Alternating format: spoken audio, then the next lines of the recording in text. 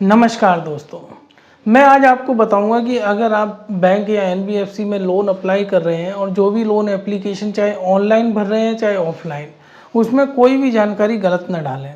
मैं ये आपको मेरे एक्सपीरियंस से बता रहा हूँ क्योंकि मेरा लोन एजेंट का काम है। हम हज़ारों फाइलें हर हफ्ते प्रोसेस करते हैं, तो हम जानते हैं कि कई ऐसी फाइलें होती हैं जो डिसबर्समेंट हो सकती हैं, लेकिन कस्टमर ने कुछ ना कुछ गलत इन्फॉर्मेशन डाली हुई होती है, जिसकी वजह से वो फाइल एन मौके पे रिजेक्ट हो जाती है, जो होने वाली फाइल होती है वो भी।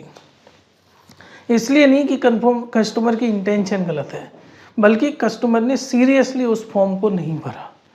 अब मैं आपको बताता हूँ मेजर जो डिटेल जो जहाँ कस्टमर गलती करता है। पर्सनल डिटेल्स में भरने में बहुत ज़्यादा गलतियाँ होती है। मैं आपको एग्जांपल देता हूँ।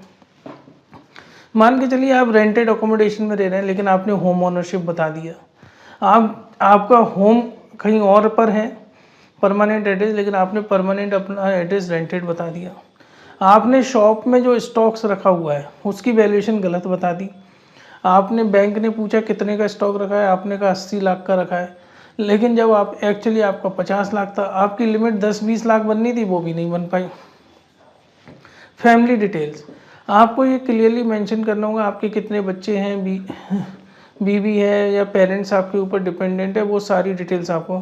एग्जिस्टिंग लोन्स की डिटेल बिल्कुल ही ईमानदारी से डालें। होता क्या है, लोगों को लगता है कि जो एग्जिस्टिंग लोन की डिटेल डाल रहे हैं वही कंसिडर करी जाएगी, ऐसा नहीं है। बैंक क्रॉस चेक कर लेता है आपकी सिविल रिपोर्ट से, तो आपकी सारी डिटेल निकल आती है। अगर पता चलता है आपने कुछ हाइड करने की कोशिश करी है, लोन उसी वक्त रिजेक्ट हो जाता है।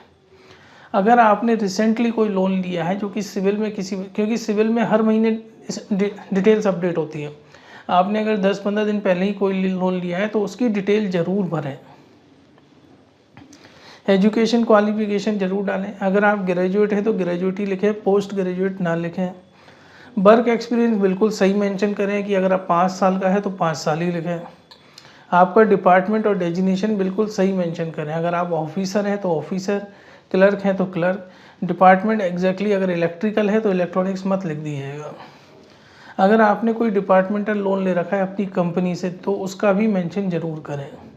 छोटी छोटी चीज़ें जो आप इग्नोर कर देते हैं या गलत कर देते हैं, उसकी वजह से आपकी एप्लीकेशन रिजेक्ट हो जाती है। मैं आपसे बिल्कुल कहूँगा एक एक इन्फॉर्मेशन बहुत ऑथेंटिकेट तरीके से ही भरें। बैंक आपकी हर डिटेल, छोटी से छोटी डिटेल भी चेक करता है। हमने कई बार ऐसा देखा है कि छोटी सी माइनर डिटेल भी अगर कस्टमर ने गलत डाली है तो उसकी वजह से फ़ाइल रिजेक्ट हो जाती है। तो अपनी फ़ाइल रिजेक्ट होने से सबसे अच्छा तरीका है अपने आप को ईमानदार रखो, जो हो वो बताओ, ईमानदारी से बताओ। अगर कुछ कमी पेशी भी है तो भी बैंक उस फाइल को निकाल देता है आपकी ईमानदारी देखते हुए। फ्रेंड्स, हम pan India personal loan, business loan provide करते हैं। अगर आपको लोन चाहिए आप हमसे संपर्क कर सकते हैं। अगर आपके किसी दोस्त या रिलेटिव को लोन चाहिए तो आप उसकी फ़ाइल हमें रेफ़र कर सकते हैं। हम आपको 2% तक का कमीशन देंगे लोन अमाउंट पर। फ़ाइल रेफ़र करने के लिए ऊपर दिए हुए व्हाट्सएप नंबर पर आप हमसे संपर्क कर सकते हैं। धन्यवाद।